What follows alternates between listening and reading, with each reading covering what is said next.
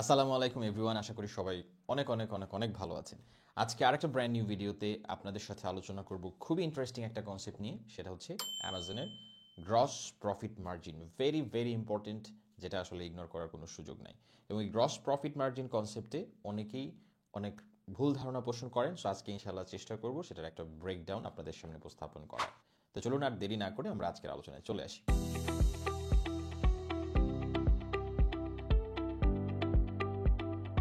প্রথমে আপনাদেরকে একটু বলে নিই যে গ্রস প্রফিট মার্জিনটা বা গ্রস মার্জিনটা কেন গুরুত্বপূর্ণ।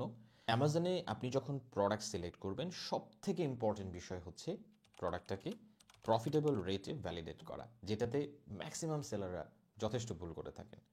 তো এই যে প্রফিটেবল রেটে আমরা একটা প্রোডাক্ট ভ্যালিডেট করব, এই প্রফিটেবল রেটটাকে যাচাই করার জন্য আমরা কিভাবে যাচাই করতে পারি বা কি কি টার্ম আমাদের জানতে হবে। সো তার মধ্যে gross profit margin is very important, এবং তার সাথে জড়িত আরও কিছু টার্ম আজকে আপনাদের সাথে ব্রেকডাউন করব, যাতে আপনারা এই জিনিসগুলো সহজে বুঝতে পারেন। সো দেখেন, যদি গ্রস প্রফিট মার্জিনটা আপনার বেশি থাকে বা ভালো থাকে, তাহলে এটা কি হবে? এই প্রফিট মার্জিন ভালো থাকার সুবাদে আপনি এখান থেকে প্রফিটটা যখন বের করতে পারবেন, এই প্রফিট থেকে আপনি বিজনেসটাকে ফান্ড করতে পারবেন। অর্থাৎ আপনার যে ইনভেন্টরি পারচেস, সেটাকে আপনি ফান্ড করতে পারবেন। ইনভেন্টরি সাইকেল যদি ভালো থাকে, অর্থাৎ ফ্রিকোয়েন্সি ইনভেন্টরি টার্নওভার, সো এইটা যখন আপনি ভালোভাবে রিসাইকেল করতে পারবেন, এইটা আবার আপনার বিজনেস গ্রোথটাকে বাড়াবে। সো এগুলো সবই একটা আরেকটার সাথে মোটামুটি সম্পর্কিত। এখন গ্রস প্রফিট মার্জিনটা কি? এই গ্রস প্রফিট মার্জিন যদি বলতে হয়, তাহলে অ্যামাজনের ক্ষেত্রে তিনটা ডিফারেন্ট টার্মস আমি আপনাদেরকে একটু ব্রেকডাউন করে দিব। তাহলে এই গ্রস প্রফিট মার্জিন বা প্রফিট মার্জিন বা নেট প্রফিট, এই জিনিসগুলো বুঝতে আমাদের সুবিধা হবে। টার্মগুলো হচ্ছে CM1, CM2 এবং CM3। CM1, CM2 এবং CM3, এটা হচ্ছে সংক্ষেপে আমরা সবাই বলে থাকি। CM1টা কি?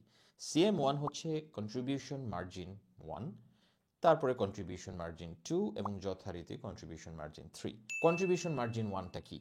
কন্ট্রিবিউশন মার্জিন 1টা হচ্ছে আপনার যে সেলিং প্রাইস, সেই সেলিং প্রাইস থেকে আপনার কস্ট অফ গুডস বা COGS, কগস, এটা বাদ দেওয়ার পর, অ্যামাজনের FBA ফিস বাদ দেওয়ার পর এবং অ্যামাজনের রেফারেল ফিস, এইগুলো বাদ দেওয়ার পরে যেই মার্জিনটা থাকে সেটা হচ্ছে গ্রস প্রফিট মার্জিন বা CM1, কন্ট্রিবিউশন মার্জিন 1। আবার বলছি, আপনার যেই সেলিং প্রাইস, ধরেন আপনি একটা প্রোডাক্ট $20 সেল করতে চান, সেই $20 থেকে বিয়োগ দিতে হবে আপনার কগস, মানে cost of goods, COGS, minus করলাম, ধরলাম আপনার কস্ট অফ গুডস হচ্ছে $3। অ্যামাজন ফিস, অ্যামাজন FBA ফিস, যেটাকে ফুলফিলমেন্ট ফিস বলা হয়, ধরেন $4, তাহলে 3 আর 4 $7। এরপরে বাদ দিতে হবে অ্যামাজনের রেফারেল ফিস। রেফারেল ফিসটা কি? সাধারণত 15 থেকে 17%, ক্যাটাগরি বেদে আর একটু বেশি কম হতে পারে। তাহলে আপনার যেহেতু $20, আমি ধরে নিলাম অন অ্যান এভারেজে $4, তাহলে 4 3 7 আর 4 $11। তাহলে এই $11 আপনার বাদ থাকে, যদি $20 থেকে আমরা বাদ দিয়ে দিই, তাহলে থাকে $9। তার মানে আপনার গ্রস প্রফিট হচ্ছে $9, এবং মার্জিনটা তাহলে কত? অলমোস্ট প্রায় 45%-এর মতো। এটা হচ্ছে আপনার গ্রস প্রফিট মার্জিন বা কন্ট্রিবিউশন মার্জিন 1, CM1। এরপরে আসি আমরা CM2-তে, কন্ট্রিবিউশন মার্জিন 2-তে। এইখানে কিভাবে হিসাবটা মিলাবেন?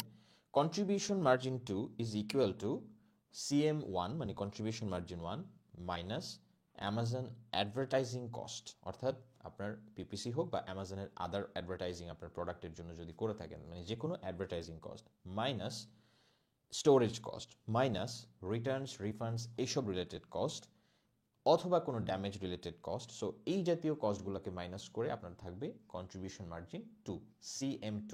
সো বেসিক্যালি CM2-তে আমি দেখতে পাচ্ছি রিটার্ন রিফান্ড স্টোরেজ। স্টোরেজটা কি? অ্যামাজনে আপনি যে ওয়্যার হাউসে রাখছেন প্রোডাক্ট, সেটার যে স্টোরেজ কস্টটা হয়, সেটাই মূলত, যদি আপনার কোনো 3PL না থাকে। তাহলে CM2টা কি? CM1 থেকে আপনি মাইনাস করবেন। এখন আমাদের আগের উদাহরণের ক্ষেত্রে CM1 ছিল হচ্ছে $9। এখন $9 থেকে আমার অ্যামাজনের অ্যাডভার্টাইজিং কস্ট বাদ দিতে হবে। ধরে নিলাম প্রতি ইউনিট সেল করতে আমাদের $4 করে খরচ হচ্ছে, তাহলে $4 $9 থেকে মাইনাস করলাম, এবং সেই সাথে রিটার্ন রিফান্ড এবং স্টোরেজ সব মিলে আরও $2 ধরে নিলাম। তাহলে 4 আর 2 $6, তার মানে 9 থেকে 6 এখন আমি মাইনাস করলাম। অর্থাৎ CM1 থেকে এই কস্টগুলো মাইনাস করার পরে যেটা থাকলো, সেটাই হচ্ছে CM2 বা কন্ট্রিবিউশন মার্জিন 2। আমাদের এই উদাহরণের ক্ষেত্রে যেটা $3, তার মানে $20-এর একটা প্রোডাক্ট সেল করতে আমাদের CM1 ছিল $9, 45% গ্রস মার্জিন। CM2 বা কন্ট্রিবিউশন মার্জিন 2 হচ্ছে এখন $3। তার মানে অলরেডি আমাদের প্রফিট মার্জিন কিন্তু নেমে আসছে 15%-এ। এরপরে সবার শেষ অধ্যায়টা হচ্ছে বা শেষ টার্মটা হচ্ছে CM3, কন্ট্রিবিউশন মার্জিন 3, যেটাকে আমরা নেট প্রফিটও বলতে পারি। এইখানে আপনার যে কোনো ফিক্সড কস্ট জাতীয় যেসব খরচাপাতি আছে, অপারেশনাল কস্ট আছে, সেগুলো মূলত আপনি এখানে অ্যাড করবেন। অর্থাৎ আমাদের যে $3 এখনও প্রফিট আছে, অর্থাৎ CM2 যেটা আমাদের, সেই CM2 থেকে এখন আমরা মাইনাস করব স্যালারিজ, যদি আপনি স্যালারি নেন এই বিজনেস থেকে। এরপরে আমরা মাইনাস করব অপারেশনাল আদার কোনো কস্ট আছে কিনা, কোনো সাবস্ক্রিপশন কস্ট আছে কিনা, মিসেলিনিয়াস কোনো আদার্স কস্ট আছে কিনা, এগুলো সব মাইনাস করব। মাইনাস করার পর আমাদের যেই ভ্যালুটা থাকবে সেটাই হবে আমাদের নেট প্রফিট। সো আমাদের এই উদাহরণে $3 আমাদের বাঁচে।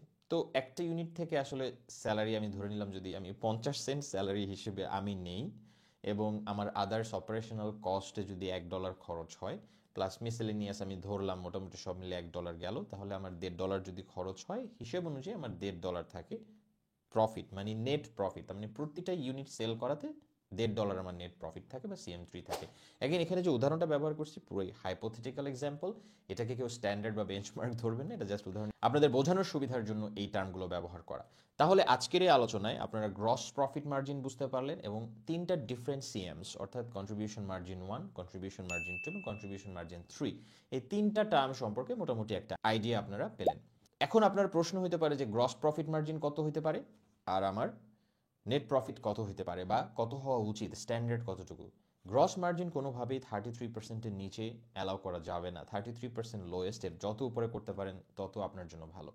আর নেট প্রফিট হচ্ছে 15-18%, অ্যাট লিস্ট 15%-এর নিচে তো কোনোভাবেই না, তাহলে আসলে আপনার নেট প্রফিট বলতে তেমন কিছু থাকবে না। সো 15% থেকে অ্যাবোভ যত রাখা যায় নেট প্রফিট হিসেবে তত আপনার জন্য বেটার। তো আশা করি আজকের এই আলোচনার পরে আপনারা অ্যাটলিস্ট গ্রস প্রফিট মার্জিন বলতে কি বোঝায় বা গ্রস প্রফিট জিনিসটা কি এবং অ্যামাজনের 3টে CMs সম্পর্কে মোটামুটি বুঝতে পারলেন। এবং প্রোডাক্ট রিসার্চে যখন আপনারা করবেন তখন প্রফিটেবল রেটে প্রোডাক্ট কীভাবে ভ্যালিডেট করবেন সে বিষয়ে মোটামুটি একটা ধারণা পাইলেন। সবাইকে অনেক অনেক ধন্যবাদ। আজকের ভিডিও এই পর্যন্ত। ইনশাআল্লাহ নেক্সট ভিডিওতে আপনাদের সাথে আবার কথা হবে প্রোডাক্ট বা অ্যামাজন রিলেটেড যে কোনো ইস্যু নিয়ে। ততদিন পর্যন্ত সবাই ভালো থাকেন, সুস্থ থাকেন। দেখা হচ্ছে ইনশাআল্লাহ নেক্সট ভিডিওতে। Thank you for watching.